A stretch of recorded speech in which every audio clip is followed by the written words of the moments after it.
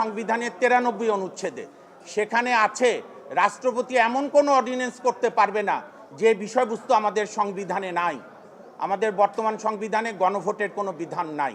আজকে আদেশ হয়েছে, মহামান্য হাইকোর্ট আদেশ দিয়েছে যে রাষ্ট্রপতি কর্তৃক প্রণীত 13/11/2025 জুলাই জাতীয় সনদ সংবিধান সংস্কার বাস্তবায়ন আদেশ কেন অবৈধ হবে না সেই মর্মে 4 সপ্তাহের মধ্যে রুল দিতে বলেছে। এবং আরও একটি গণভোট অর্ডিন্যান্স যেটা সেটাও কেন অবৈধ হবে না সেই মর্মে রুল জারি করতে বলেছে। অর্থাৎ এর মধ্য দিয়ে জুলাই বাস্তবায়ন সংস্কার আদেশ এবং গণভোট সুপ্রিম কোর্টের বিচারাধীন বিষয় হয়ে গেল। আমরা আশা করি ঈদের পরে কোর্ট খুললে এইটা চূড়ান্ত শুনানি হবে।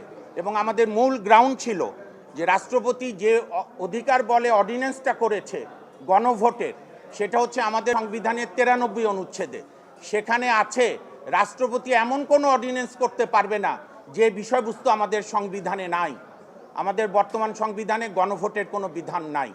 আর আরেকটা আমরা যে বেসিক রিজনটা বলেছি, কোর্ট প্রাইমা ফেসি কনসিডার করেছে যে 1972 সালের পর থেকে, সংবিধান গৃহীত হওয়ার পর থেকে প্রেসিডেন্ট অর্ডার বলে কোনো কিছু আমাদের রাষ্ট্রের সাংবিধানিক কাঠামোতে নেই। কাজে দুটি কেন ইলিগাল হবে না এই মর্মে রুল দিয়েছে এবং এই দুইটি বিষয় এখন সর্বোচ্চ আদালতে বিচারাধীন।